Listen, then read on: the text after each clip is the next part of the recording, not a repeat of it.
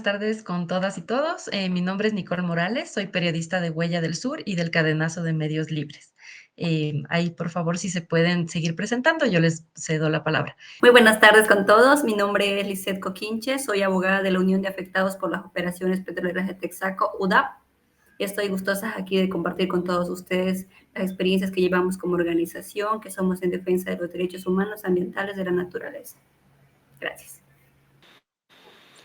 Buenas tardes con todos, saludos desde Ecuador, desde la provincia de Imbabura, pueblo Otavalo. Soy Sisa Cotacachi. Actualmente estoy de presidenta encargada de aquí, de los 5 pueblos de la provincia de Imbabura, de la Chijaltafisi. Sí, buenas tardes a todos y todas aquí desde Ecuador. Mi nombre es Jairo Irumenga, soy de la nacionalidad Guarani y soy director de la Fundación Alianza Seibo. También aparezco aquí para contar de lo que en los últimos momentos estamos siendo afectados por decisiones del gobierno. Entonces, por eso estoy aquí. Mucho gusto. Bueno, buenas tardes a todos. Yo soy Eugenia Segura, de la Asamblea de Uspallata, de la Asamblea Mendocinas por el Agua y de Arte por el Agua. Buenas tardes, yo soy Federico Soria, pertenezco a la Asamblea de Vecinos Autoconvocados de Uspallata y también soy preso político del gobernador de Mendoza, Alfredo Cornejo, por cuenta y orden de Minera San Jorge, que subsidiaria de Solway Holding. Buenas tardes a todas y a todos, Natividad Yanquileo Pilquimán, soy de profesión abogada y pertenezco al pueblo mapuche en Chile. Muy buenas tardes para ustedes, para todas las personas en nuestra América. Yo soy Fernando Cuenca, periodista de Colombia Informa. Abrazos desde el corazón, desde aquí, desde este país, acompañando todas sus luchas. El volcán aliadas desde hace mucho tiempo, siempre comprometidas con las luchas de los pueblos. Hoy no vienes a quitarnos lo que es nuestro. Amarumi Richari, Pumashina Shayari. Bienvenidas a todas las personas que se conectan a este conversatorio Debates de Nuestra América. Mi nombre es Nicole Morales, periodista de Huella del Sur y del Cadenazo de Medios Libres, y junto a Fernando Cuenca moderaremos este conversatorio. Buenas noches, Fernando. Este conversatorio, como ya lo mencionaban, reúne pues a más de 30 medios de comunicación que nos encontramos de América Latina alrededor del cadenazo de medios y pues busca visibilizar y romper todo ese cerco mediático y también escuchar y conocer también las voces de las personas que están en los territorios, que conocen, que tienen la experiencia y que además nos pueden llevar a hacer importantes reflexiones. Así es, esta vez nos autoconvocamos para profundizar sobre la realidad que atraviesa la región de cara a un panorama incierto en Ecuador. El país, luego de 31 días de paro nacional en contra de la eliminación del subsidio al diésel y la precarización de la vida, ahora enfrenta otro reto. El presidente Daniel Noboa convocó a una consulta popular y referéndum este 16 de noviembre de 2025, que busca aprobar el ingreso de bases militares extranjeras, reducir el número de asambleístas, retirar los fondos de campaña a los partidos políticos y la última pregunta que podría modificar el destino del país, busca cambiar la Constitución a través de una asamblea constituyente. Lo que ocurre en Ecuador no es un hecho aislado. En América Latina, estas acciones se repiten como si fuera una receta que se aplica en varios países. Por lo cual convocamos a expertos y expertas de la región para compartir conocimientos y experiencias sobre lo que ocurre en nuestros países. Contamos con la presencia desde Ecuador de Sisa Cotacachi, presidenta de la Federación de Indígenas y Campesinos de Imbabura, FISI. Jairo Irumenga, director ejecutivo de Alianza Seibo. Lisette Coquinche, abogada y miembro de la Unión de Afectados y Afectadas por las Operaciones Petroleras de Texaco, UDAP. Desde Chile, contamos con la presencia de Natividad Yanquileo, abogada y activista política mapuche que fue electa en constituyente en la Convención Constitucional Chilena 2021-2022. Desde Argentina, contamos con la presencia de Eugenia Segura y Federico Soria de la Asamblea de Vecinos Autoconvocados de Uspallata, Mendoza, Argentina. Muchas gracias por su presencia. La conversación será guiada por 4 ejes temáticos que buscan abordar varios puntos que consideramos cruciales en la actualidad y para escuchar a todas las voces les pedimos que sean breves en sus respuestas. Para dar inicio a este conversatorio, iniciaremos con el eje sobre extractivismo. Le pedimos a Fernando Cuenca que modere este primer encuentro, estas primeras preguntas.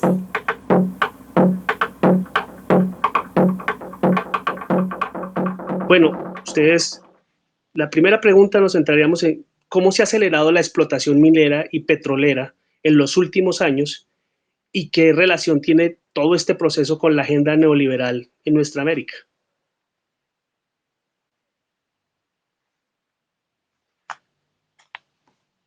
Si quiere, puede empezar Sisa.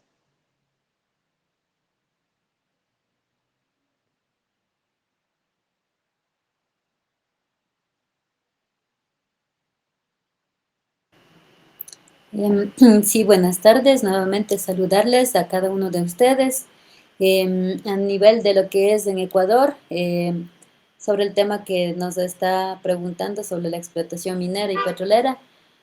Bueno, yo soy del norte del país, de Ecuador, y realmente lo que es la minería a gran escala, aquí también en Imbabura, ahí en Cahuasquí, Buenos Aires, que desde el gobierno nacional se ha estado tratando de vender a empresas extranjeras que vienen a nuestros territorios de manera invasiva, ¿no? Sin previo consulta libre e informada a nuestros territorios, y muchos de ellos de las explotaciones mineras lo que causa son primero la división de la gente de la comunidad del territorio, y posterior también lo que es a la identidad cultural, la forma de vida que tenemos como pueblos, en armonía con la naturaleza, que también eso va terminando lo que es la vida, la naturaleza, el agua. Nosotros como territorios lo que hemos hecho es cuidar la naturaleza porque también es vida. Entonces, hay bastantes que desde el gobierno mismo otorgan las licencias ambientales, como ya decía, sin previo consultar a nuestros pueblos, a nuestros territorios. Eso podría comentar en esta parte. ¿Y Jairo? Sí, buenas tardes a todos nuevamente. Bueno, como le mencioné, yo pertenezco a la Fundación Alianza Seibo. Alianza Seibo es una organización conformada por 4 nacionalidades aquí en la Amazonía. Las 3 nacionalidades están asentadas en el norte del país y una nacionalidad en el centro-sur del país. Entonces, al ser las nacionalidades que mencioné, al ser minoritarias, hemos pensado conformar esta fundación. Y es la primera fundación como de aquí en la Amazonía ecuatoriana. Y por eso sentimos orgullosos de nuestras luchas. Entonces, como mencionó la compañera, o sea, más nosotros somos como es afectados por todas las cosas que ocurren. No solo en minería, no solo en petrolera, sino en sinnúmero de actividades que llegan en nuestros territorios. Como es en la cual mencionarle también, cómo es cada nacionalidad, hemos como centrado cómo vamos a levantarnos, cómo vamos a darnos la voz. Y y actualmente en este gobierno, cómo es en este gobierno, cómo la ha tomado como un pilar fundamental como para perseguir como a las organizaciones y a las personas que defendemos nuestro territorio. Entonces, para el gobierno somos como un estorbo de las actividades que el gobierno quiere desarrollarse. Entonces, por la cual, para el gobierno somos el estorbo cuando quiere hacer la petrolera. Para el gobierno somos de estorbo cuando quiere hacer concesiones mineras. Para el gobierno somos de estorbo, entre otras sinnúmero de actividades. Entonces, por la cual, quisiera también contarle la Fundación Alianza Seibo ha acompañado a las 4 nacionalidades, de la cual ha obtenido bastantes logros y triunfos, en la cual hemos levantado la voz. La nacionalidad COFAN, como la nacionalidad que acompañamos, han logrado detener la minería, pero aún así siguen existiendo la minería ilegal sigue llegando a sus territorios, a la comunidad Sinangó de Cofán. También hemos levantado para las concesiones petroleras, como es por las rondas petroleras en el sur, justamente en el territorio guaraní, con otras nacionalidades que están asentadas, donde habitan los hermanos o los compañeros quichuas, zapara, shuar y ashuar en esos territorios. Pero desde el territorio guaraní también se levantó para decir que no estamos de acuerdo, por falta de que no hubo o no ha hecho el gobierno como una consulta previa adecuada, como tiene que ser como reciente contacto a la nacionalidad guaraní. Entonces, todo ese logro ha sido fuerte. Entonces, para cada gobierno hemos sido como un obstáculo. Entonces, actualmente, como de toda esa lucha, de todo ese trabajo que hemos hecho, y ese gobierno ha hecho como estrategia de pararnos. Pero nosotros hemos decidido y hemos dicho que las semillas ya están sembradas en nuestro territorio. Y estas semillas son de la lucha, de la resistencia, en defensa de nuestros territorios, en defensa de los derechos humanos, en defensa de la naturaleza y en sinnúmero de cosas. Y desde la organización, con las 4 nacionalidades que acompañamos, hemos dicho, los guaraníes decimos cubore, que es como gente mestizo, gente de afuera. Los compas o los hermanos cofanes o secopay y siono también dice cucaman, que es como también gente blanca o gente de afuera que vive en una ciudad. Cada uno, como es en sus ciudades, tiene su ferretería, su farmacia, su mercado. Pero nosotros como nacionalidades tenemos también como nuestro mercado, tenemos nuestra ferretería, tenemos también nuestra farmacia. Y por eso estamos defendiendo. No estamos defendiendo como el gobierno actual nos está tildando de que somos terroristas, de que estamos financiados por el grupo armado, no sé, o de un grupo armado en sinnúmero de cosas. Pero nosotros hemos dicho y hemos dado, hemos dado ese ejemplo de descongelar nuestras cuentas, como es en eso de que el trabajo de nosotros es honesto y transparente, porque estamos al día con nuestras obligaciones que la ley nos manda, como es en este país. Entonces, como es para el gobierno, como le mencioné, somos el obstáculo, que no estamos dejando que fácilmente lleguen a nuestro territorio. Y por eso está poniendo este ojo a nuestras organizaciones que defendemos. Aquí en Ecuador hay varias nacionalidades y varias fundaciones en la cual han empezado a luchar y han sido perseguidos. No solo como fundaciones, pero también personas naturales han sido como perjudicadas por ese congelamiento actualmente. Entonces, de toda esa lucha, en resumen, llegamos a vivir esa persecución que es de este gobierno, de congelarnos, de pararnos, pero nosotros desde en el territorio, vuelvo e insisto, ya hemos sembrado las semillas de resistencia. Entonces, como para iniciar, me resumo como es en este contexto de toda la lucha que hemos hecho, como es algo que para nosotros es importante, para nosotros es vida, para nosotros sin ella, sin territorio, sin agua no existimos. Nosotros como pueblos y nacionalidades podríamos como desaparecer en algún momento. Nosotros dependemos de nuestro territorio, de nuestras selvas, de nuestros árboles y en sin número de cosas. Eso por ahora. Bueno, Lisette, ¿qué piensa al respecto de todos estos impactos a nivel medioambiental y, digamos, en los territorios del extractivismo por cuenta de la agenda neoliberal? Saludarles nuevamente, muy buenas tardes. Nosotros como UDAP contamos con las nacionalidades que son Siona, Cofán, Siecopay y algunas comunidades de quichuas y una parte de la organización guaraní. Entonces, nosotros como UDAP hemos brindado acompañamiento en estos temas de extractivismo, hemos estado allí en la lucha, en la resistencia, acompañando a las comunidades. Nuestra organización nace desde que Chevron dejó contaminando el territorio amazónico, la región amazónica. Entonces, Desde ahí venimos luchando, venimos trabajando, dando acompañamiento en el proceso legal, en el tema de cuando se producen derrames petroleros, esto ya sea porque las empresas petroleras botan simplemente sus desechos tóxicos, aguas de formación, o en muchas ocasiones suceden lo que es la rotura del SOTE, del sistema de oleoducto transecuatoriano. Entonces, justamente hace 2 años brindamos acompañamiento a las 16 comunidades que se vieron afectadas por este derrame, y recientemente hubo otro derrame por derivados de petróleo. Entonces estamos allí brindando acompañamiento y bueno, el extractivismo trae consigo varias consecuencias, entre ellas trabajan con lo que son con la instalación de mecheros, que es de la quema de gas, que estas emanan, el humo mismo que emana causan lluvias ácidas, y con eso trae afectación a la salud de las personas en el territorio ecuatoriano. Hasta ahora nosotros como UDAP también estamos trabajando en el área de salud. Tenemos registrados aproximadamente 600 personas con cáncer solo en la región amazónica.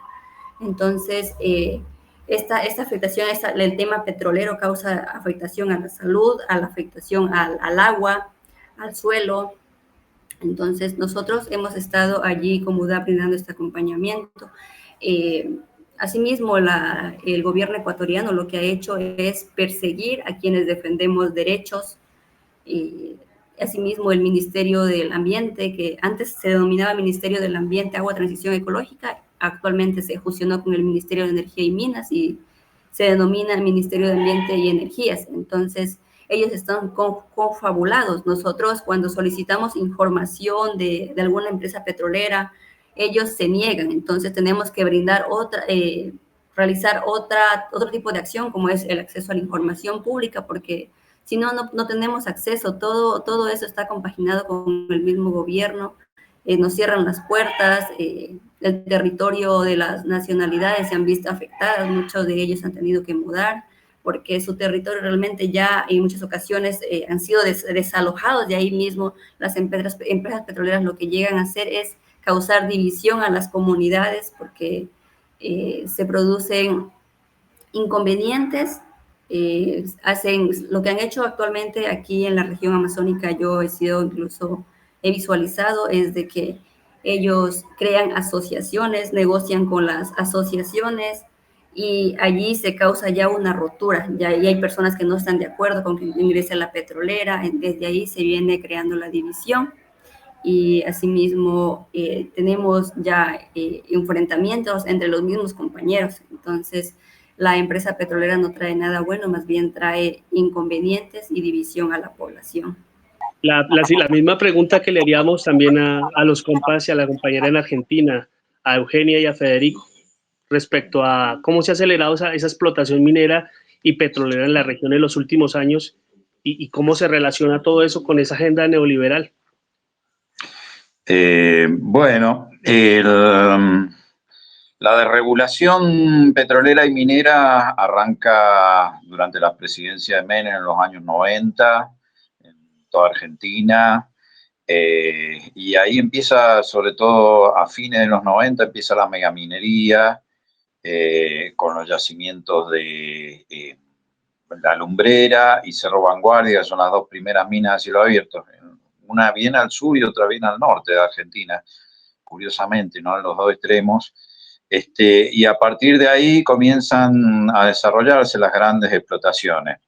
En la provincia de Mendoza lo que hemos logrado es que se sancionara la ley 7722, que prohíbe el uso de sustancias tóxicas en la minería, y que se crearan áreas naturales protegidas en la zona de la cordillera, donde están las fuentes de agua. Nosotros vivimos en un lugar con clima árido, entonces la agricultura, la vida y la economía de la población depende de los ríos que bajan de la cordillera.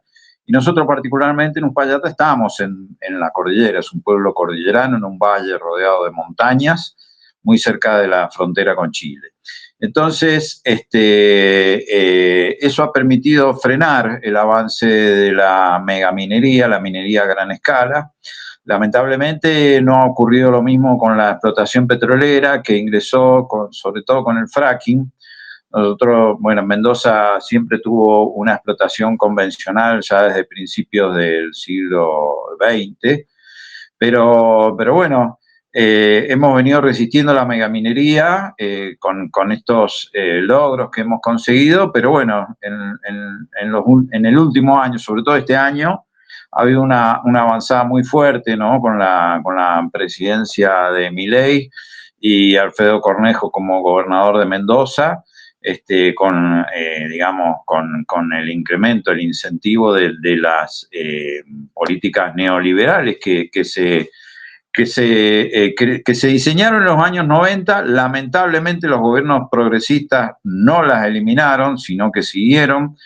Y bueno, y eso fue el plafón para que ahora, con estos gobiernos de ultraderecha que estamos teniendo ahora, esto se incremente. Y eso dio lugar, bueno, nosotros en Uspallata, acá en nuestra localidad, en nuestro pueblo, hace 17 años que venimos resistiendo a la minera San Jorge, que ha ido pasando de manos, de nacionalidades, etcétera, pero siempre estructuras offshore radicadas en paraísos fiscales, ¿no? Estamos hablando de grandes empresas. Y bueno, y este año ya la avanzada, la arremetida ha sido mayor y bueno, ahora en las últimas movilizaciones algunos compañeros han estado detenidos, a mí particularmente me han armado una causa, me han echado de mi trabajo por resistir a la minera y por proponer la creación, por mi incumbencia profesional, digamos. He diseñado junto con otros técnicos un proyecto para crear el área protegida y bueno, por eso es que estamos siendo perseguidos. Venimos siendo perseguidos ya desde hace 3 o 4 años atrás por teorías conspirativas que salieron de los partidos de ultraderecha que ahora están gobernando. Y bueno, y ahora es la persecución judicial, ¿no? Que estamos teniendo. Un compañero de Uspallata y yo, y bueno, y esto se va incrementando. Con respecto a los pueblos originarios, justamente el día de ayer se concluyó el procedimiento de consulta libre previa informada a las comunidades huarpes de Uspallata, Guaitamar y Yaguezumec, que le dijeron no al proyecto megaminero San Jorge y sí a la creación del área protegida. Junto con las otras comunidades de la cuenca del río Mendoza que viven aguas abajo, ¿no? Acá el río Mendoza, que nace en la cordillera que rodea Uspallata, pasa por nuestro valle, pero después sigue aguas abajo y del río se abastecen 1,5 millones de personas, 250.000 hectáreas de cultivo y más de 9.000 industrias que generan todo el oasis productivo de Mendoza. Lo más conocido son las bodegas y los viñedos, pero toda la vida y la economía de Mendoza depende de ello. Así que, y eso está en riesgo hoy con la minera que está sentada en la cabecera de Cuenca. Le dejo la palabra a Eugenia. Bueno, yo querría agregar a lo que acaba de decir Federico, que nosotros estamos sintiendo muy fuertemente con el incremento de las guerras en el mundo, la presión sobre los metales, las tierras raras, los combustibles fósiles y todo eso, y estamos sintiendo también muy fuerte que se ha corrido el marco de derechos humanos, que particularmente en la Argentina costó tanto trabajo y ha sido un ejemplo y un faro para el mundo, nuestro trabajo por la memoria, la verdad y la justicia con respecto a los derechos humanos.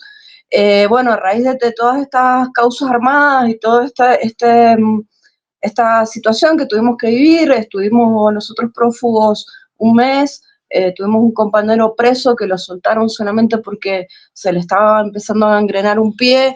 Es larga la historia, pero para resumir, llegaron a esos niveles de crueldad que nosotros no los veíamos desde los años 70.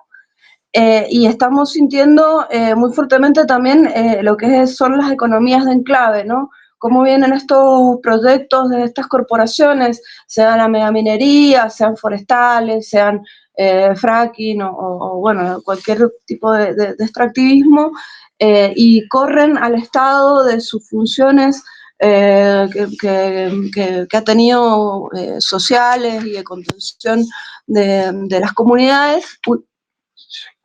Perdón, y bueno, corren al Estado de eso y de una manera que también está relacionada con el narcotráfico, también está relacionada con el tráfico de armas, el tráfico de personas y las guerras en sí. Entonces nosotros queremos apostar a un modelo exactamente contrario a todo eso, que vaya hacia la armonía, que vaya hacia la paz de los pueblos. Sabemos que los pueblos quieren paz y nosotros somos muy conscientes de que los metales que están hoy día en las entrañas de nuestra cordillera no queremos que le exploten en la cara a nadie en ninguna de las guerras que están armando en todas partes del mundo, ni que nos los apunten con armas ellos mismos para después venir a quitarnos X recurso mal llamado, ¿no? Desde la perspectiva de ellos, bien común del que nosotros como comunidades vivimos y compartimos no solamente con los humanos, sino también con toda la flora y toda la fauna. Entonces esta nueva conciencia, esta nueva cabeza que nosotros estábamos logrando en todos estos 17 años que llevamos resistiendo a los productos mineros acá en nuestro pueblo en particular, pero en la Argentina también con mucha fuerza, en este momento sentimos que nos están avasallando, nos están pasando por arriba y están instaurando una conciencia de miedo, de policía, de intimidación permanente, bueno, lo que ya mencionaron, ¿no? De división social, de ruptura del tejido social y de las redes que habíamos logrado construir, de nuestra cultura, de nuestra identidad, de todo eso. Y bueno, sentimos que hoy más que nunca tenemos que unirnos y tenemos que comprender que el problema no es solamente regional, son las guerras en el mundo, es este tablero geopolítico que están queriendo imponernos y que bueno, el poder lo tenemos nosotros en nuestros pueblos porque somos nosotros los que estamos al lado de los ríos, al lado de las montañas, al lado de la selva, de donde sea, y tenemos que defenderlo con todo a como dé lugar. Bueno, muchas gracias. Para la siguiente pregunta, igual, yo creo que ustedes han respondido parte de esa siguiente pregunta que les voy a hacer, pero igual se las voy a juntar con otra pregunta. Ustedes han hablado mucho de los impactos. ¿Qué otros impactos ustedes creen que han producido estos proyectos de extractivismo en sus pueblos, en sus países? Y aquí viene como esa pregunta que tenemos que hacernos. ¿Es realmente posible que estas actividades generen progresos sostenibles para los pueblos, para nuestras comunidades? Les propongo que empecemos esta vez empecemos por Eugenia y por Federico. Bueno, con respecto a los impactos, bueno, los impactos son, bueno, ya sabemos la índole, ¿no? Ambientales, sociales, económicos, y ahora se suma también con esta avanzada de ultraderecha, sobre todo en nuestro país, la violación a los derechos humanos. Que es digamos, es un fundamento que nosotros esgrimimos tan fuerte como todos los otros para oponernos a la avanzada extractivista, sobre todo a la megaminería, que es la que está imponiendo mano dura en nuestro caso, ¿no? Pero también está ocurriendo con la avanzada, por ejemplo, del fracking en Vaca Muerta, donde están siendo reprimidos y encarcelados los hermanos mapuches, y en otros lugares del país, los collas en el norte, etcétera, ¿no? Así que bueno, hay una ruptura del tejido social, hay un avasallamiento, un abuso de poder, un abuso de posición dominante, ¿no? Porque ahí atrás del poder están todos los medios hegemónicos generando este cerco, ¿no? Esta cerco mediático, y ahora con la tecnología generándonos estos algoritmos que nos encriptan dentro de las redes sociales. Entonces, eso también es muy grave, además de los impactos ambientales, este avasallamiento, impactos sociales, económicos. Dicen que van a generar empleo, pero en realidad van a generar desempleo porque todas las otras actividades van a ser impactadas. Se va a generar desigualdad, además, porque los pocos empleos que van a generar un desbalance, digamos, en el nivel de ingreso de la población. Así que, y las promesas de empleo, bueno, sabemos que son falsas porque nos dicen 2.000, 3.000 empleos y pongámosle 20, 30 y el resto además van a venir de afuera y nos van a generar un desbalance también en la población y eso viene acarreado también con el aumento de la delincuencia, la prostitución, el juego, la trata de personas, ¿no? Nosotros vivimos en un pueblo donde todas esas cuestiones todavía pasan, subyacen, pero no son moneda corriente como en las grandes ciudades, ¿no? Entonces, todas estas cuestiones que son propias de las economías de enclave que mencionaba Eugenia recién, consideramos que es un impacto bueno, que hay que tener en cuenta también, ¿no? El cambio de modo de vida de la población, la pérdida de la modo de vida tradicional, la pérdida de los sitios sagrados de los pueblos originarios, que es algo que aducieron nuestros hermanos huarpes ayer en la oposición, digamos, al proyecto San Jorge durante el proceso de consulta. Así que, bueno, hay una serie de impactos también no solo ambientales, sino también sociales, culturales y de violación a los derechos humanos. Sí, yo para mí querría graficarlo, ¿no? Con el tajo a cielo abierto de una mina. Para mí siempre fue como muy gráfico de todo el extractivismo que hacen, no solamente a nivel social, del tejido social y todo eso que hablamos recién, sino también en lo personal, ¿no? Cómo nos hacen extractivismo a nosotros mismos, a nuestro tiempo, a nuestra energía, utilizando sus posiciones de abuso de poder, haciéndonos vivir en una permanente angustia, en un permanente estado de alerta y movilización frente a las avanzadas, que bueno, que creo que tampoco nos merecemos, seguro que no nos merecemos, pero bueno, que también en ese camino hemos ido encontrando formas de fortalecernos, tanto en lo personal como en lo comunitario, como en lo social y en lo político, a niveles mayores. Nosotros durante mucho tiempo fuimos referentes, mi compañero mencionaba recién, ¿no?, que vivimos en un desierto y que particularmente tenemos un solo río que abastece todo el lugar, que es las nacientes de este río donde se quiere ubicar el proyecto megaminero, y nosotros durante mucho tiempo fuimos vistos como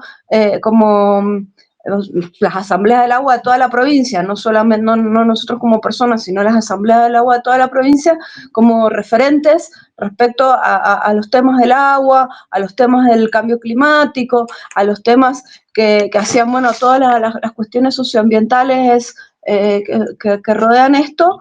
Y bueno, a raíz de una enorme pueblada que hicimos en 2019 para sostener esa ley que es la 7722, que ahora la están vulnerando, dejaron de subestimarnos y empezaron a demonizarnos, y ya llevamos desde el 2019 hasta ahora, con toda la pandemia incluida, una fuertísima campaña de demonización en donde nos han no, ya llega a ser demonización, sí. Han llegado a decir que mi compañero acá presente ha quemado vivo a un niño, por los medios masivos de comunicación, no un chisme de barrio, sino cosa que por supuesto es absolutamente falsa y tirada de los pelos, un atentado de falsa bandera que nos quisieron hacer caer. Entonces, bueno, nos han corrido, nos quieren correr de ese lugar, y a su vez utilizándonos como ejemplos de amedrentamiento, y de zona, así como de zona de sacrificio del lugar, zona de sacrificio de nuestros propios cuerpos, nuestras vidas y nuestras identidades. Y eso es lo que nosotros en este momento estamos tratando de sostener y de que no nos corran el arco, tanto con los derechos humanos en general como con lo que sucede en cada comunidad en particular y con cada persona. O sea, queremos que se respeten nuestras vidas y nuestras identidades y nuestra cultura. Y bueno, la pelea es muy fuerte porque es en todos esos círculos concéntricos al mismo tiempo. Así que, bueno, muchas gracias por escuchar. Creo que ahí estaría la pregunta, ¿no? Bueno, y le quisiera también preguntar a Lisset lo mismo, ¿cierto? Pues teniendo en cuenta que quisiera conocerlos más, pero digamos, por tiempo también tenemos que pasar a otros ejes, entonces le preguntamos a Lisset para que podamos pasar a otro de los temas. Usted O sea, ¿usted cómo analiza esa situación de esos impactos y si realmente ha generado el desarrollo y las promesas que tantas veces nos dijeron que podía generar todo el extractivismo? Bueno, efectivamente el extractivismo, ya sea petrolero o minero, genera lo que son el impacto ambiental, el impacto social, cultural y asimismo económico. No se ha visto bueno que digamos el ingreso ya sea de las petroleras o de las mineras, porque cuando las empresas petroleras ingresan, lo que hacen es brindar lo que es la compensación social, pero esa compensación lo dan solo en un inicio y por eso es de que las personas acceden, negocian su territorio. Bueno, no digamos su territorio, pero negocian que las empresas petroleras ingresen porque va a haber un abastecimiento de recursos. Entonces, y asimismo a veces por el tema de las plazas de trabajo. Pero a futuro van a tener, como ya se dijo, los impactos, van a tener la contaminación, van a sufrir en el tema en el área de salud, y a la final las empresas petroleras van a seguir operando y las personas van a seguir con esas afectaciones. Y entonces no trae nada bueno lo que son el ingreso de las petroleras ni de las mineras. Y asimismo, en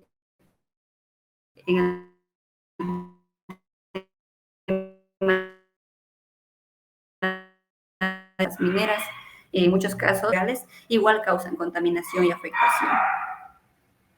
Gracias.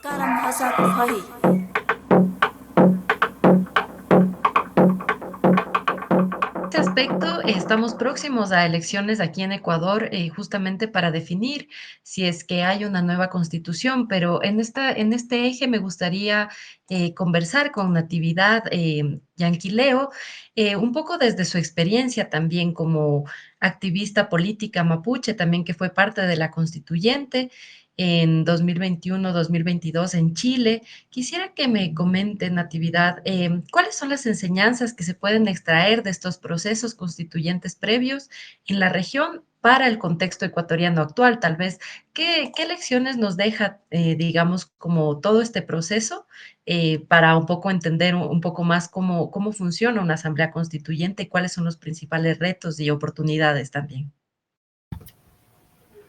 Bueno, reiterar mis saludos desde acá, desde Temuco, región de la Araucanía.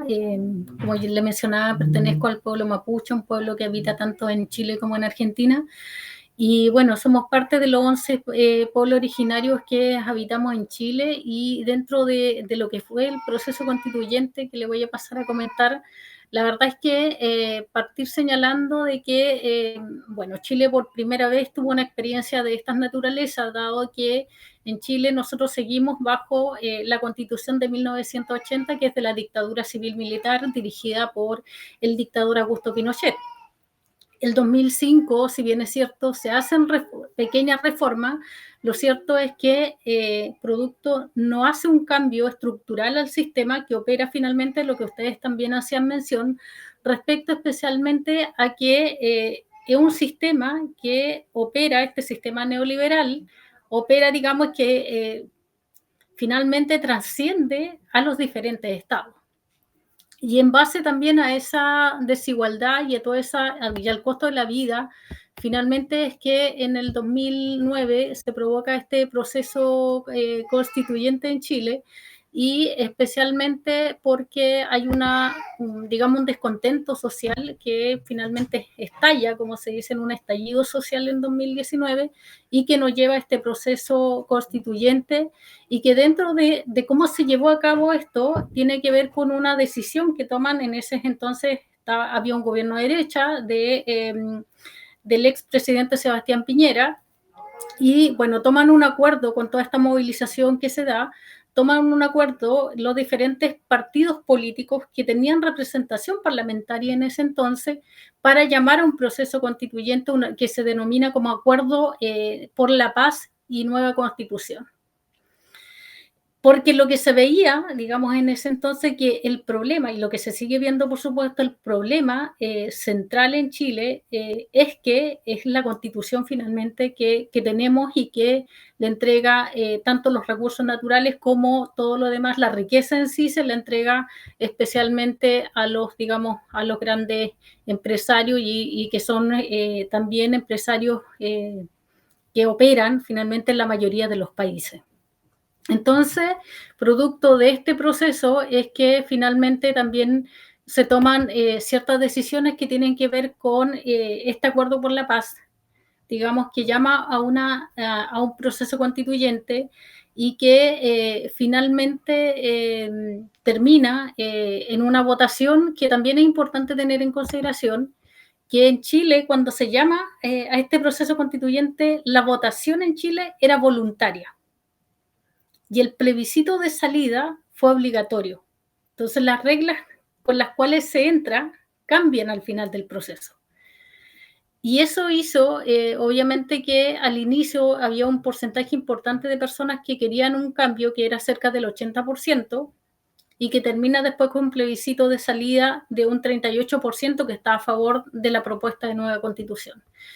También en ese proceso... Natividad, ¿qué se refiere con el plebiscito de salida? Un poco para entender el contexto desde aquí de El plebiscito de salida es cuando nosotros ya presentamos una propuesta y se llama votación para, digamos, aprobar o rechazar esta propuesta. O sea, ese le llamamos plebiscito de salida y el otro el plebiscito de entrada, donde la votación es voluntaria y donde casi el 80% dijimos que sí queríamos una nueva constitución y después al salir se suma una cantidad importante de gente porque es obligatorio y por lo tanto también ahí se provoca un problema. Es uno, digamos, de los tantos factores que también a propósito de esto, ese proyecto de nueva constitución fue rechazado. Y lo otro importante que se tuvo ahí, que el proceso en sí fue paritario. Se hace una modificación también constitucional donde queda de igual cantidad de hombres, igual cantidad de mujeres.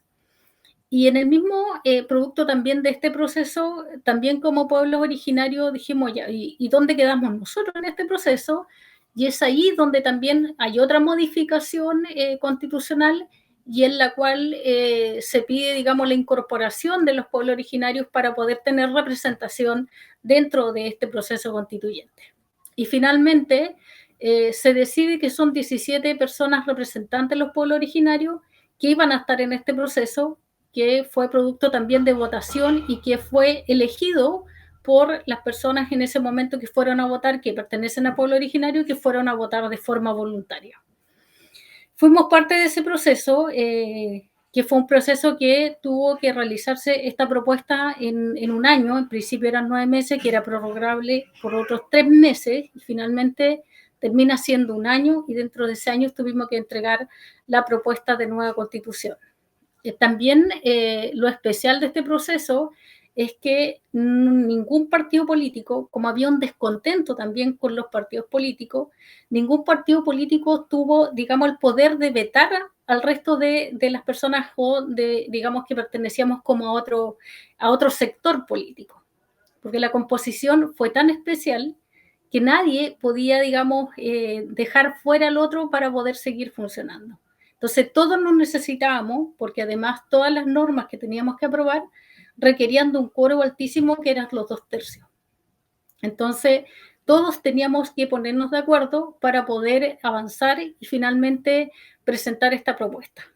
También, dentro de las experiencias que quizás quedan, que tiene que ver con nosotros somos si bien es cierto, puede verse, digamos, desde afuera a veces como que funcionáramos muy bien, pero la verdad es que acá nosotros no tenemos educación cívica, entonces no sabemos muy bien cómo funciona la estructura estatal, cómo funciona el Estado finalmente, y por otra parte también se nos han ido disminuyendo la hora de historia, entonces no sabemos dónde estamos de alguna forma, cómo se construye el Estado, que el Estado chileno no tiene un poquito más de 200 años, entonces es un Estado bastante reciente, y por lo tanto hay un desconocimiento también de cómo funciona este Estado. Y además tenemos un poder que muchas veces no es considerado, y qué bueno que se dé esta conversación, que tiene que ver con los medios de comunicación. Los medios de comunicación juegan o jugaron también un rol muy relevante dentro de lo que fue el proceso en sí. Acá nosotros tenemos tres poderes, como en la mayoría de los países: el poder ejecutivo, el legislativo y el judicial, pero está el cuarto poder, que es muy relevante, que es los medios de comunicación. Y en los medios de comunicación masivos, y finalmente quienes tienen el monopolio de la comunicación, son los que entregan la información que quieren entregar. Y es una información siempre que no nos va a favorecer a la población en general, sino entregan la información a la cual le gusta a quienes tienen ese poder, y a quienes hoy día, producto de la conversación anterior también, tienen el control de los estados y tienen el control finalmente económico, digamos, que finalmente son ellos lo que se quedan con todo, y el resto se queda con muy poco o con nada. Entonces ellos dirigen finalmente la comunicación, la información que se va a entregar.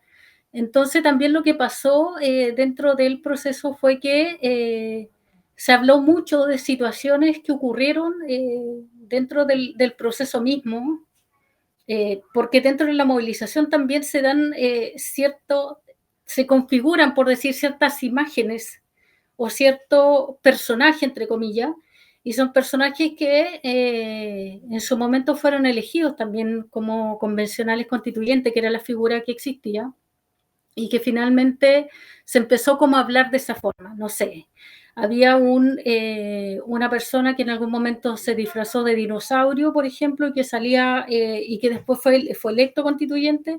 Entonces de eso se agarraba la derecha chilena por una parte, y los medios de comunicación, como para de alguna forma hacer creer que el trabajo que se estaba haciendo era un trabajo poco serio, poco profesional. Entonces ahí empezaron a jugar con esas figuras, digamos, con esos personajes, que obviamente detrás de eso habían personas u otras figuras como Pikachu, por ejemplo, u otros, que ellos trataron de instalar a través de estos medios, que eran personas que no tenían las capacidades. Y la otra, como les mencionaba, producto de la composición que tenían, llegamos a ese proceso de todos los sectores, tanto de pueblo originario como de los diferentes sectores sociales. Entonces, también se provoca ahí algo que ellos denominaban que no estaban todos capacitados, no estábamos todos capacitados para hacer una nueva constitución, porque éramos desde dueñas de casa, profesores, trabajadores, de cualquier oficio o profesión de las que se pueden imaginar, estábamos en ese proceso.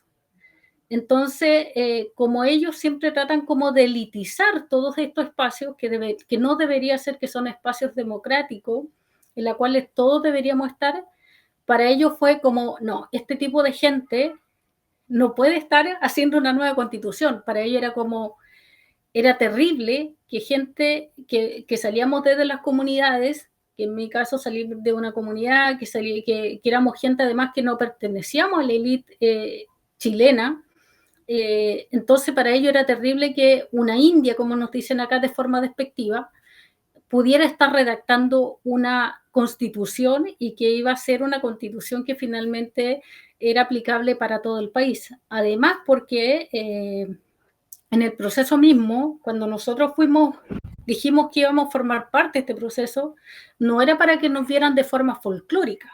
No es que decir, oye, aquí están los mapuches, qué lindo se ven, mire, mientras ustedes no hablen, mientras ustedes no reclamen sus derechos, está todo bien.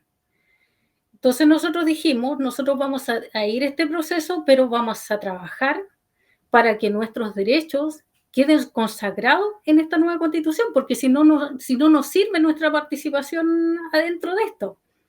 Sí. Y claro, empezamos a hablar de nuestros derechos, empezamos a reclamar territorio, empezamos a hablar de tierra, empezamos a hablar de justicia, empezamos a hablar del control de nuestros territorios, empezamos a hablar de autonomía en los territorios de pueblo originario, y eso a ellos no les gustó.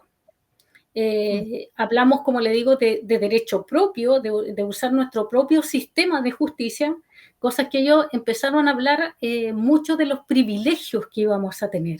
Entonces los indígenas, estos que siempre han sido avasallados, que siempre hay que dejarlo ahí escondido, ahí atrás, estén hoy día diciendo que van a tener un tipo de justicia distinto al otro.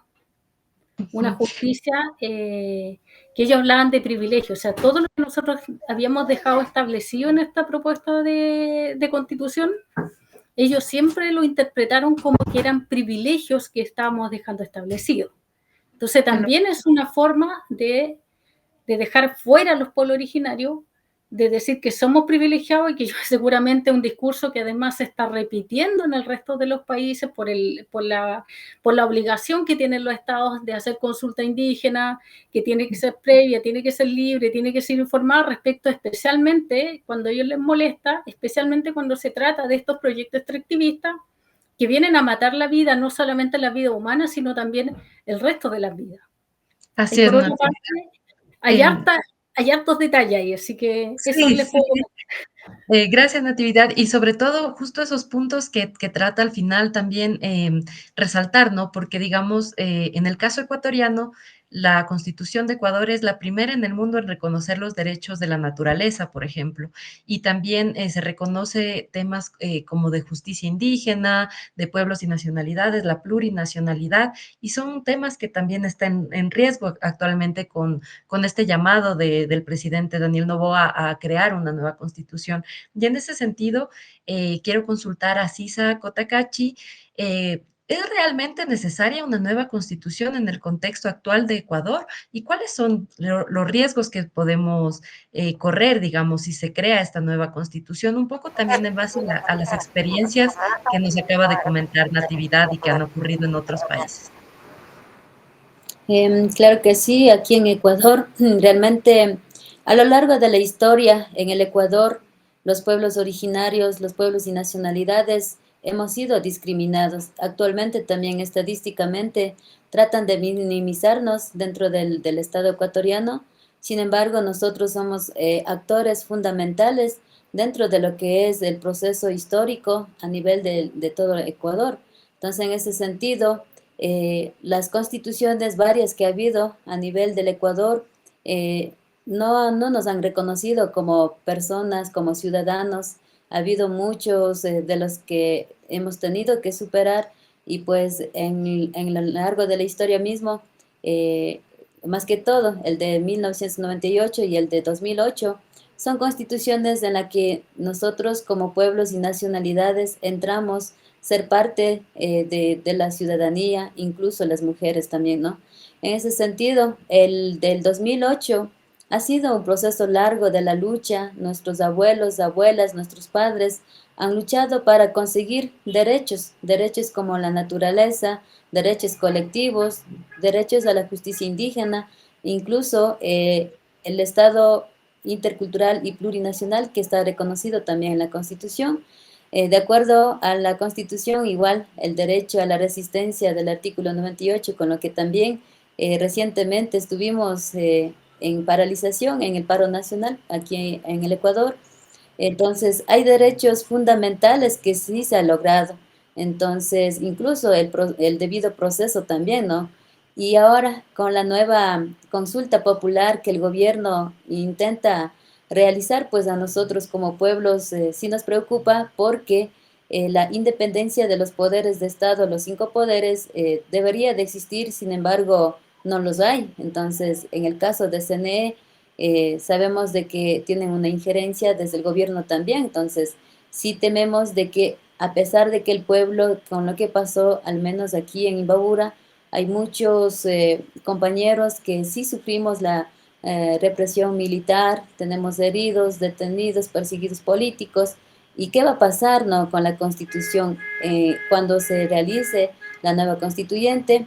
Tememos de que van a estar simplemente gente que van a realizar para su propio beneficio a favor de las empresas mineras, a favor de su propia empresa, del grupo Novis. Entonces, eso es lo que está aquí también en el Ecuador pasando, y nosotros como pueblos y nacionalidades conscientes de todo el proceso que se ha realizado, pues igual De igual manera, aquí en Imbabura hemos dicho, seguimos en resistencia, tal como estuvimos en las calles, estamos haciendo derecho a la resistencia igual, en asambleas permanentes en nuestros territorios, concientizando sobre la consulta por el no. Muchas gracias, Isa. Y también un poco para abordar el siguiente eje, que es el tema de el tema laboral y de los retrocesos que hemos tenido en este tiempo, también reflexionar sobre qué pasaría si es que hay una nueva constitución en Ecuador. Y para eso Fernando nos va a ayudar con la moderación de este nuevo eje.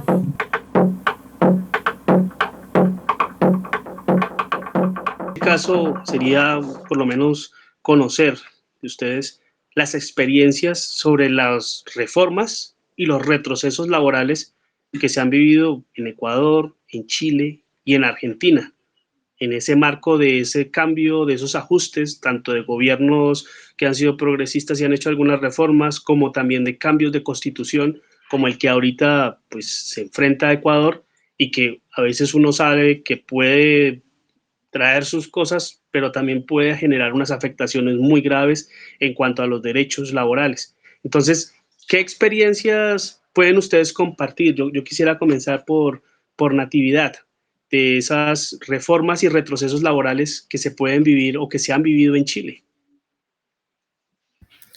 En términos laborales, la verdad es que hemos tenido un avance respecto a la disminución de las horas de trabajo, que eso ha sido uno de los, digamos, una de las experiencias mejores que ha tenido este gobierno.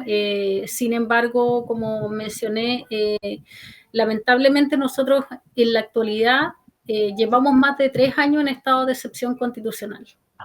Entonces, obviamente que eso termina perjudicando especialmente en los territorios en los cuales habitamos, digamos, la mayor cantidad de mapuches, porque finalmente terminamos siendo los enemigos del Estado, entre comillas, digamos, o denominados por el poder mismo. También tiene que ver con el poco control, especialmente en términos ya más críticos, el poco control y especialmente con la cantidad de personas que han llegado al país, en las cuales han tenido un trato bastante discriminados, han sido muy discriminados y en la cual sus condiciones laborales son bastante precarias. Y además por el costo de la vida que tiene Chile, es súper complejo en ese sentido porque en términos también de sueldo mínimo no alcanza para cubrir necesidades básicas a más del 50%, me atrevería a decir el 70% de la población. Entonces, si bien es cierto un avance en respecto a la jornada laboral, pero hay retroceso respecto a las condiciones mismas de las cuales, digamos, tenemos como trabajadores y trabajadoras. En lo que están los compañeros de Argentina, o sea, esos cambios, esas reformas y contrarreformas que de alguna manera también los han afectado mucho en el actual gobierno de Milei, eso digamos, ¿cómo se vive en Argentina? ¿Cuáles son esos cambios que afectan, digamos, todos los derechos laborales? Bueno, en la Argentina tenemos una legislación laboral ya de muchos años y bueno, que ha sido progresista en ese sentido. Los retrocesos, bueno, han venido, sí, de la mano de los gobiernos neoliberales, pero bueno, siempre también estuvo muy devaluado el salario y además, y sobre todo en los gobiernos progresistas, ahora se está viendo mucho también, pero el problema es la gran cantidad de empleos negros que hay en la Argentina, entre el 50 y el 60% de los trabajadores. Y el problema además es que no solo es el empleo negro en el sector privado, sino también en el Estado, lo cual es todo un tema, ¿no? Contratos precarios y una situación de salario muy por debajo también de la línea de pobreza y de indigencia. Y bueno, nosotros ahora, después de estas elecciones que hemos tenido, donde el voto, digamos, ha sido a favor de la continuidad de este gobierno, ahora se nos viene la reforma laboral, donde directamente se van a eliminar un montón de derechos de los trabajadores que hacen a la estabilidad laboral, digamos, ¿no?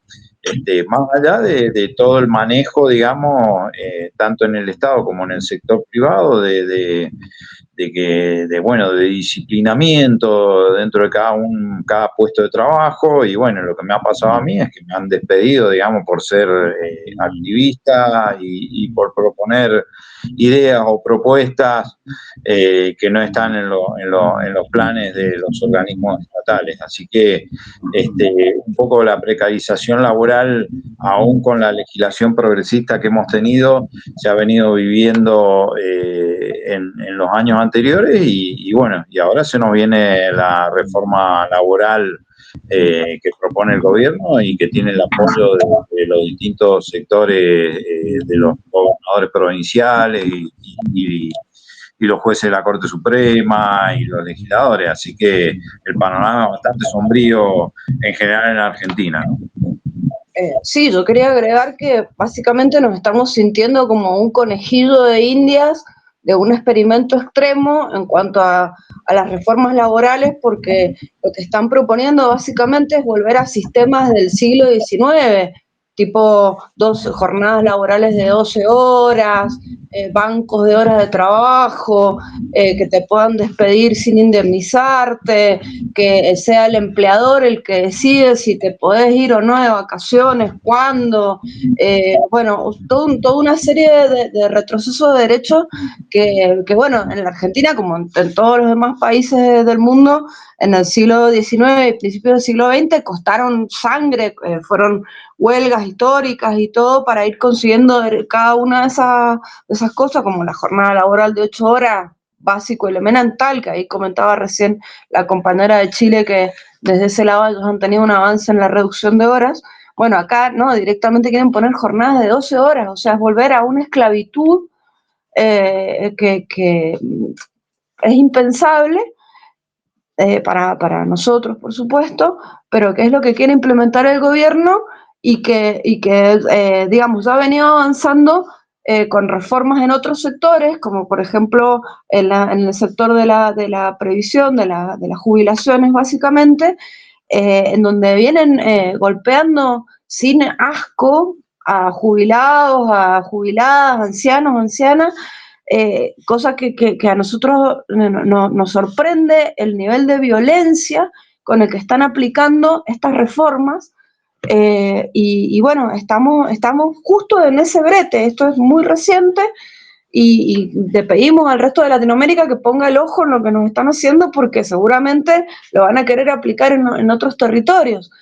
Así que realmente es un panorama muy complicado el que estamos viviendo. Bueno, para la siguiente pregunta sí quisiera centrarme un poco más en Ecuador y quería preguntarle particularmente a Sisa, la compañera Sisa. En el contexto de estas nuevas constituciones, ¿cómo podrían verse afectados los derechos laborales y en particular qué consecuencias podrían tener para las mujeres, para los pueblos indígenas, para afrodescendientes, para personas LGBTI, entre otras personas? Particularmente si se hacen ese tipo de cambios.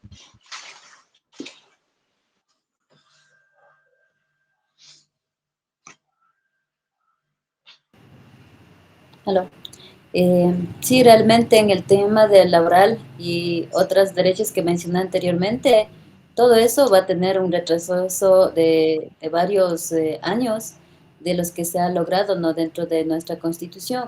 Entre ellas el tema laboral, que tenemos las 8 horas también, pues de igual manera el tema de los derechos de las mujeres, actualmente el derecho a la participación que hemos conseguido en cuanto a la representatividad.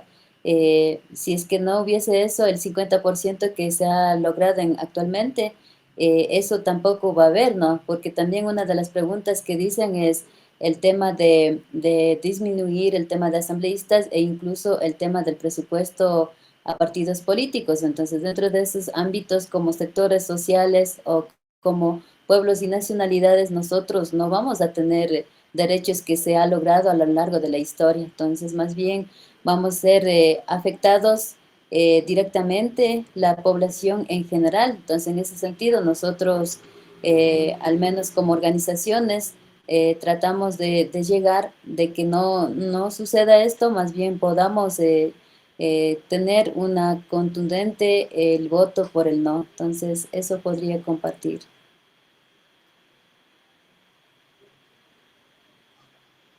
Muy bien, dejamos por allí este eje y pues pasamos con Nicole, que va a abordar un poco el eje de bloqueos a ONGs y fundaciones.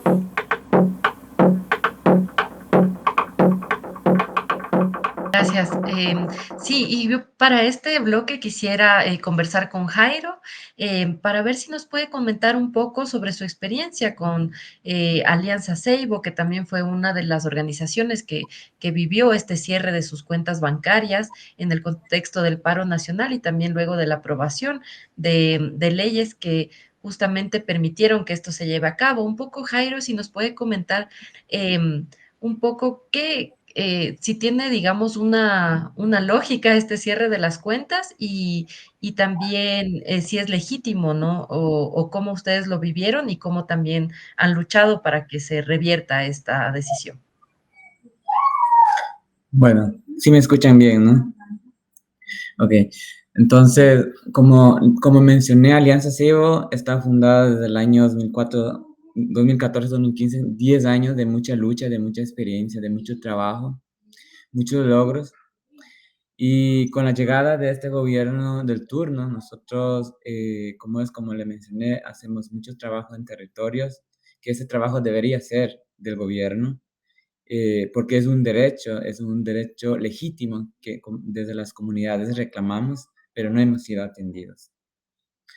Entonces, luego de mucho trabajo, como es mencionarle algunas de las actividades como organización estamos realizando, como sistema de aguas de lluvia, sistemas solares, defensa de recuperación de territorio, guardia indígena, comunicación comunitaria, educación propia, emprendimiento de mujeres, en sinnúmero de actividades más. Y luego hemos tenido muchos logros, muchos reconocimientos como de internacionales, como de todo esos logros. Y no hemos fallado nada, como le mencioné, hemos sido transparentes y honestos en nuestro trabajo con las comunidades. Y luego con la llegada de este gobierno, nosotros estuvimos en territorio un día viernes y salimos un domingo, estaba normal. Y fue el lunes 6 de octubre cuando los compañeros administrativos intentaron mover los recursos, nos dimos cuenta de que no valía ni hacer la transferencia, ni siquiera otras personas podrían hacer la transferencia para que los recursos puedan ingresar. Entonces nosotros, como ya veníamos sospechando, ya veníamos escuchando de cómo es de las movilizaciones convocadas por la CONAIE, entonces había como es movilización de que estaban cerrando o congelando cuentas, entonces nosotros asustamos y acercamos al Banco Pichincha en el Ecuador, en el sucursal en el Laguario, como la Fundación Alianza Seibo está su matriz en Laguario, en el norte del país. Entonces acercamos al banco y le preguntamos cuál es la razón de que no nos podemos entrar o no podemos acceder a nuestras cuentas bancarias. Y los representantes del banco, la única cosa que nos pudieron decir son órdenes exteriores. Estas dos palabras. No había ninguna razón en donde nosotros, como tendríamos que, cómo es conocer para ver cómo vamos a enfrentarnos o cómo podemos defender. No había razón. Entonces luego, como llamamos a nuestros abogados que nos acompañan y como intentaron a buscar. Entonces, más o menos los abogados nos recomendaron de que teníamos que esperarnos por lo menos 72 horas, si es que, si vuelven a desbloquear. Pasaron las 72 horas y luego volvimos a reunirnos y dijeron, si es que pasa eso, tenemos que esperarnos 8 días. Entonces, 8 días sin actividades, las comunidades como estaban esperando para que las actividades que nosotros realizamos lleguemos. De las actividades que yo mencioné, estaban esperando en diferentes territorios y nosotros tuvimos que decir, por ahora tenemos que pausarnos, porque no sabíamos cómo respondernos en ese momento. A pesar de que comunicamos con las comunidades que trabajamos y con las nacionalidades que trabajamos, dijimos, esperen nomás, sigan como es, manteniendo reuniones comunitarias, esperen más tranquilo hasta nosotros poder solucionar. Y luego pasaron ya 28 días hasta que tuvimos como la audiencia. Y para llegar a esa audiencia, nuestros abogados también acercaron en la corte y como intentando preguntar, acercaron a la fiscalía, no tenían ninguna respuesta. Pero luego de tener varias conexiones con abogados, de colegas, o sea, de nuestros abogados, intentaron ya conseguir el número del caso. Entonces ahí nos dimos cuenta de que es solamente por el terrorismo. Y nosotros no entendíamos, o sea, terrorismo de qué estamos haciendo mal. Entonces luego nosotros, entregamos los documentos a la Superintendencia de Bancos y a la UAFE. Entregamos los documentos y tampoco nos recibimos la información. Y el miércoles que pasó reciente nomás, tuvimos la audiencia. Las 3 organizaciones que juntamos ahí, Fundación Alianza Seibo, como es también, de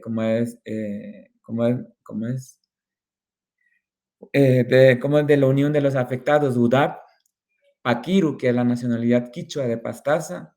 Entonces juntamos y nos acercamos ahí, y los abogados, o sea, nosotros como organización presentamos toda la documentación, pero el abogado de la UAFE dijo, no, esto es de una investigación secreta que no podían entregar. Ni el juez conocía de la situación o la razón de por qué nos congelaron la cuenta. Entonces, al final, todo ese tiempo estuvimos como afectados, digamos, de las actividades que teníamos.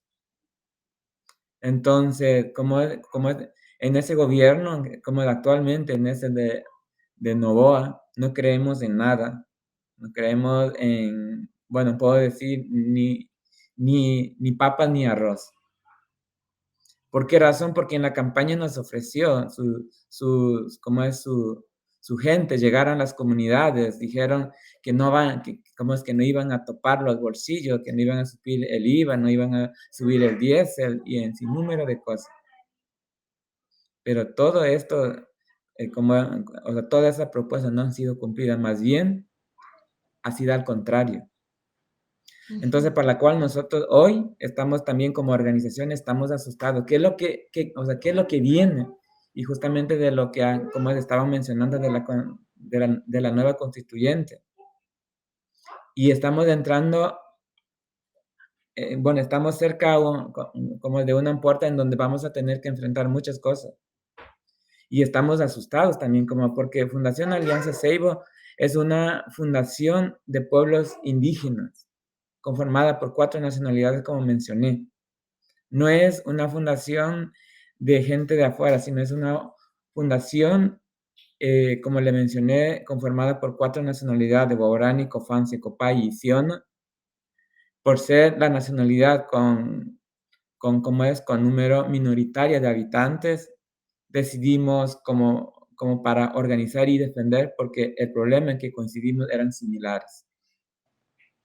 Entonces, por la cual hoy, en ese momento, nosotros todavía, a pensar que el juez nos dio la razón de que no había, o sea, como razón de por qué nos congelaron, y hasta hoy día, todavía, a pensar de que el juez ya, derrocó, el congelamiento, pero hasta hoy día no tenemos habilitada la cuenta todavía.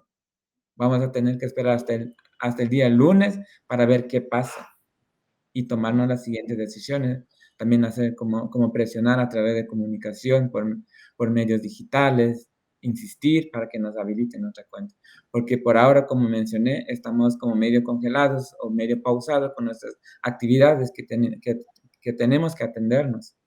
Porque nosotros justo como organización acompañamos a 4 nacionalidades y estamos en el pleno trabajo de educación propia. Y eso es importante para nosotros, porque nosotros como nacionalidades no queremos perdernos nuestra lengua, no queremos perdernos de nada, nosotros queremos seguirnos siendo cada uno nosotros mismos. Guarani como guarani mismo con su propia lengua, Cofanes también, Siona también y Secopais también. Y por eso estamos construyendo. Qué Entonces, por importante la lo cual que hoy, menciona Jaime. hoy estamos bastante preocupados y no sabemos qué cosas más vienen. Sí.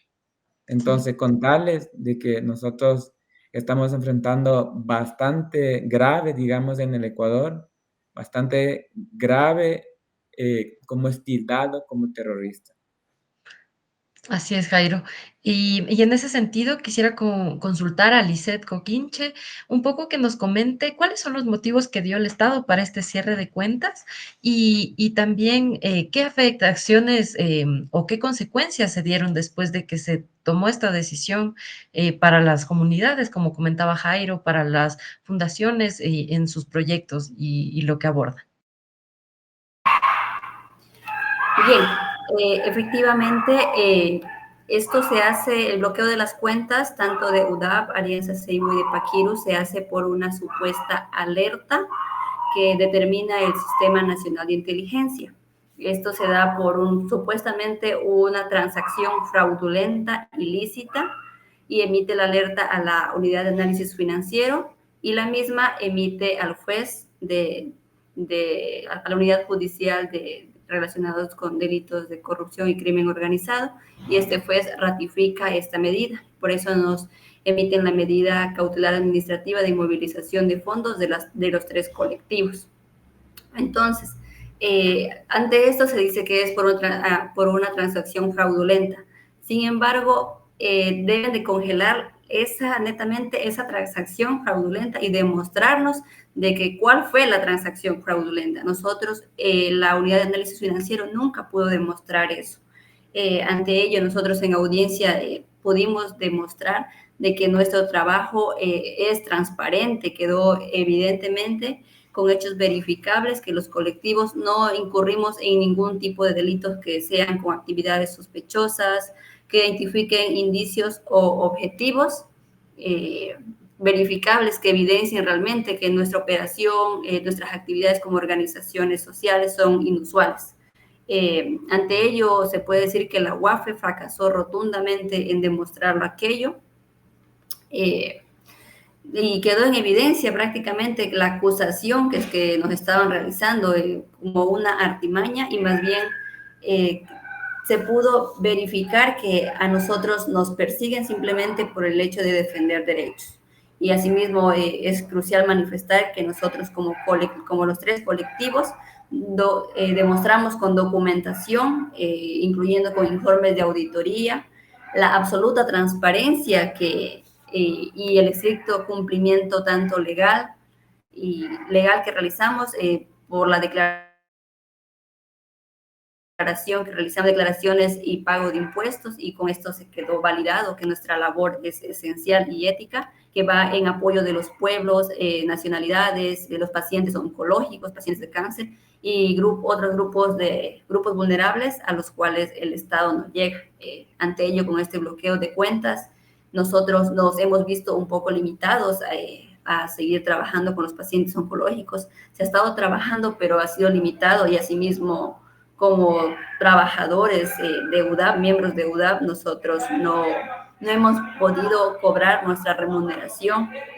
Entonces somos aproximadamente 40 personas que laboran en UDAP y nos hemos visto así afectados. Bueno, asimismo es crucial manifestar, como ya lo dijo el compañero Jairo, ante ello, con todas las pruebas que se logró demostrar que nuestro trabajo es transparente, y que la UAFE simplemente manifestó que ellos no tienen ese documento de la alerta que emitió el Sistema Nacional de Inteligencia, porque supuestamente es ultra secreto, que ni el mismo juez puede acceder a ella. Entonces, quedó en evidencia que la UAFE simplemente por alertas se trabaja, y así afecta puede ser a tanto personas naturales como jurídicas. Es por ello que el juez de la Unidad Judicial de Delitos relacionados con corrupción y crimen organizado emitió su resolución y resolvió levantar las medidas cautelares administrativas de inmovilización de fondos, y emitió de que se oficie a la Superintendencia de Bancos del Ecuador y a la Superintendencia de Economía Popular y Solidaria para que ordene a los bancos el desbloqueo de las cuentas de los 3 colectivos. También es crucial manifestar de que sin razón alguna, y no se pudo explicar en audiencia, que a Paquiru en el trayecto ya le habían desbloqueado la cuenta. las dos organizaciones, tanto Alianza Seibo como UDAP, continúan desbloqueadas. Este cumplimiento se debe dar de manera inmediata y determinó un plazo de 72 horas para que se cumpla esta disposición que emitió el FES. Sin embargo, al igual como lo dijo el compañero Jairo, nosotros continuamos con las cuentas bloqueadas. Ya se emitió el oficio a la Superintendencia de Bancos para que nos desbloqueen, pero seguimos en las mismas con las cuentas bloqueadas y esperemos hasta el día lunes ver algún resultado favorable para todos nosotros, porque realmente estamos todos afectados. El trabajo se ha visto limitado por todo.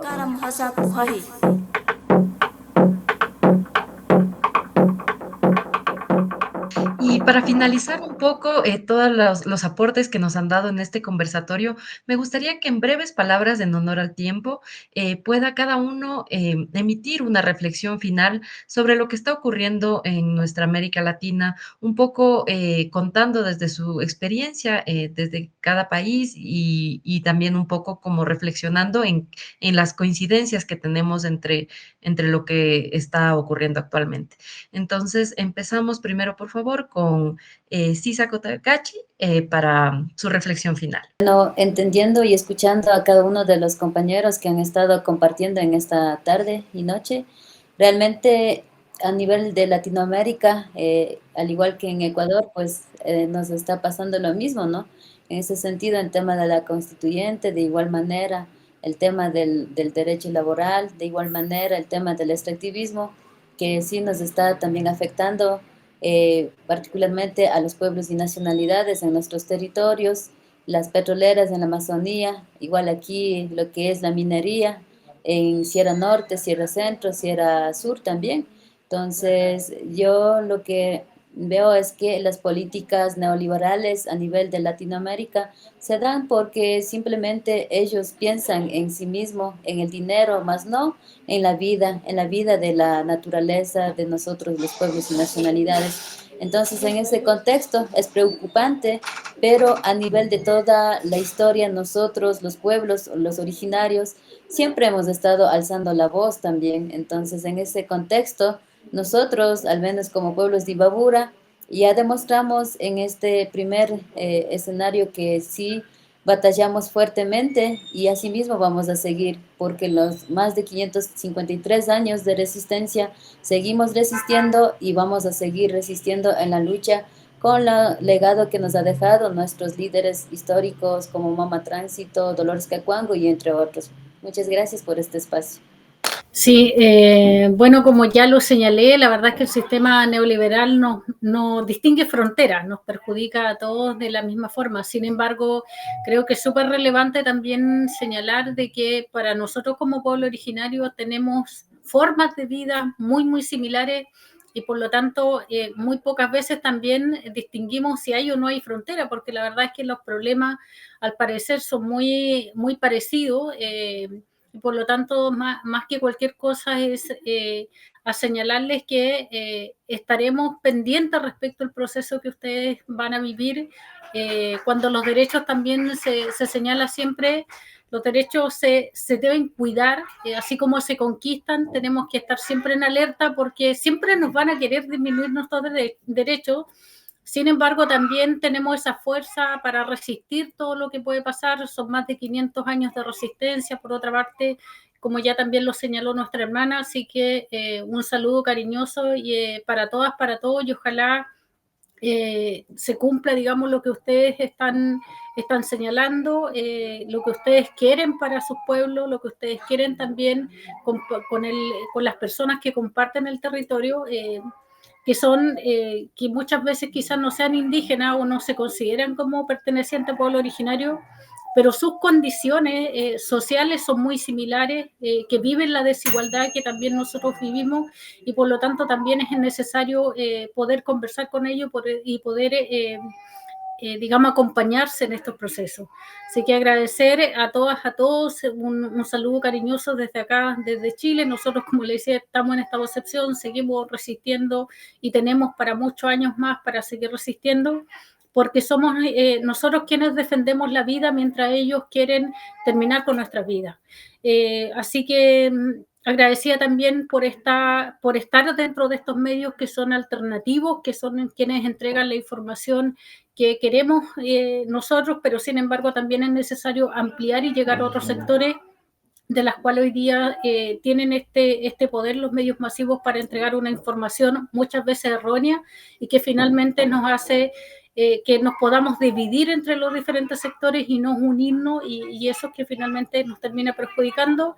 Pero también reconozco en los pueblos la sabiduría que tenemos, digamos, para poder también unirnos frente a los diferentes desafíos que nos plantean estos estados que se han puesto lamentablemente al servicio de los grandes empresarios y no de las personas. Nuevamente agradecerle por esa invitación. Quiero, como todos esos países de Latinoamérica, podamos ya haber sembrado la semilla y podemos ser nuestra semilla que va a ir creciendo bastante grande en toda Latinoamérica. Y yo creo que ese tipo de oportunidades, ese tipo de espacios se pueda dar más para irnos conociendo más, podemos irnos relacionando más. Y yo creo que como mencionaron las compañeras, como pueblos indígenas, hemos vivido más de 500 años, no es reciente. Han dejado legado nuestros abuelos, nuestros bisabuelos, y hoy nosotros estamos al frente. Y pasarán otros 500 años para que nuestras generaciones que vienen también puedan seguir hablando de que quiénes fueron los que lucharon. Y aquí en Ecuador, los pueblos indígenas y como a toda la nacionalidad que existimos, tanto costa, sierra y en la Amazonía, nadie nos ha regalado. Nuestros abuelos nos han enseñado de que siempre levantando la voz y en la lucha, en las movilizaciones, se ha conseguido el derecho a la educación, el derecho a la salud, el derecho en todo lo que tiene que ser. Siempre ha sido la lucha. Invito a todos esos países de Latinoamérica que estamos uniendo ahorita, podamos esa semilla sembrarnos y podamos seguirnos viendo en más espacio y podamos seguirnos siendo nosotros mismos. Nos querrán taparnos la boca, nos querrán bloquearnos, pero siempre volveremos a levantar. Gracias por ese mensaje de esperanza. Yo siento que en este momento estamos viviendo un colapso civilizatorio, que realmente el planeta Tierra no da para más, para aguantar esta forma demencial de habitarlo que estamos padeciendo y que hemos venido hablando en todo en este conversatorio.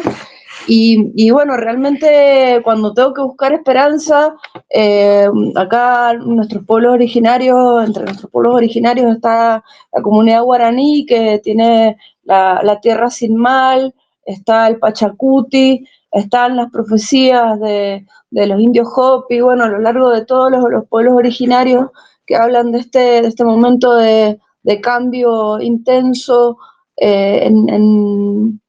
bueno, por lo menos en nuestro Abya Yala, en nuestro continente. Y bueno, nada, agradecer por esta posibilidad de unir las luchas, de contemplar las realidades que estamos pasando, de ver lo que nos toca de formas parecidas y las estrategias de cada lugar para resistir y para transformar y dar vuelta este momento tan difícil. Así que bueno, eso, muy agradecida por este conversatorio. Bueno, yo a lo que dijo Eugenia, con lo cual coincido, digamos, quería agregar que, primera, dos cositas. Una, que este tipo de encuentros son necesarios para mí en lo personal, y bueno, y lo que yo puedo transmitir en mi colectivo es que, bueno, es un aprendizaje, ¿no? Esto que comentaron recién de los bloqueos de las cuentas de las organizaciones es realmente tremendo. Yo no lo sabía, no lo sabíamos nosotros. Nosotros, como somos una organización informal, nos manejamos de manera particular, ¿no? Entonces no estamos expuestos a ese riesgo, pero realmente es tremendo.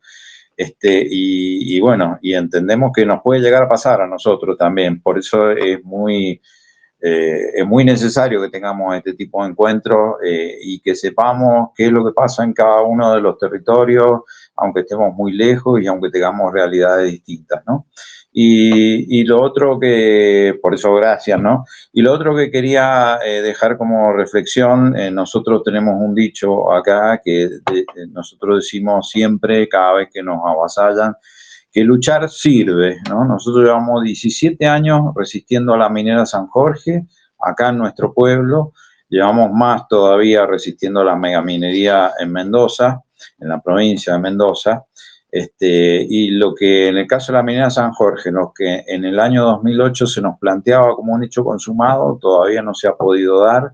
Ahora vienen ajustando más las clavijas todavía con esta avanzada, con esta suerte de estado de sitio que de hecho nos están imponiendo. Pero bueno, siempre sacamos fuerza y bueno, y llamar a la reflexión, ¿no? Para que nos unamos, para que tratemos de ser más y bueno, y romper el umbral de la masa crítica nuevamente como lo hicimos en el 2019. Así que nada, agradecido y bueno, y ojalá sigamos teniendo este tipo de encuentros.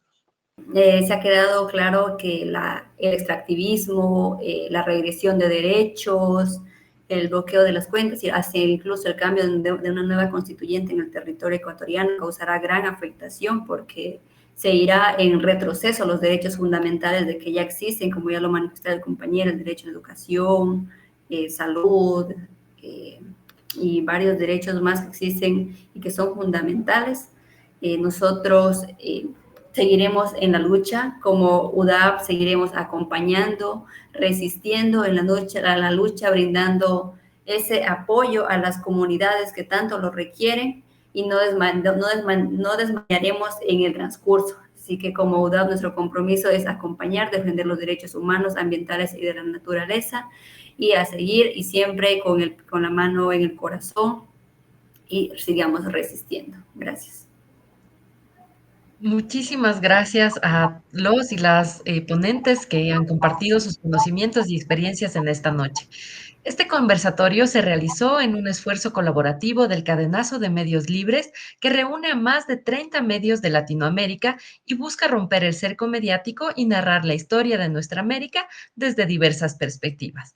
Los medios aliados al Cadenazo son Aviala Soberana, Radio Piuque, FM del Carmen, Paralelo Informativo, Revista Crisis EQ, ANRED, Degenerades, Indie Media S, Radio Sudaca, Antena Negra TV, Radio Semilla, Muyu TV, Minca Comunicación, FM Alas, Radio Ilumán, La Raíz, Huella del Sur, Colectivo Diciembre, Lanceros Digitales, Red Eco Alternativo, TV MIC, Wambra SE, Radionauta FM, Indie Media Argentina, Radio Jatari Quichua 92.3, Red Informativa Manabí, Radio La Voz de la Confenalle, Fe Latinoamericana Rompe el Cerco, Radio Amaranta, Red de Medios Alternativos, Red Capari, Colombia Informa y Primera Línea. Mi nombre es Nicole Morales, me despido con un fuerte abrazo, hasta pronto.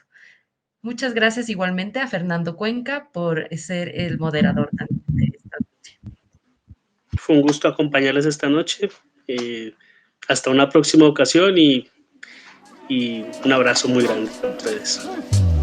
Unidas voces, somos parte del mito. Unidas voces para que no mates mi arbolito. Unidas voces, feroces, guerreras, rap y hop resisto. Unidas voces, somos todo el pueblo, un solo grito. Realidad disfrazada, alienada. Quien se opone a que la tierra sea destrozada. Quien no entiende que el negocio que trae sangre siempre falla. Quien no entiende que mi cultura está siendo violentada. Del volcán aliadas desde hace mucho tiempo, siempre comprometidas con las luchas.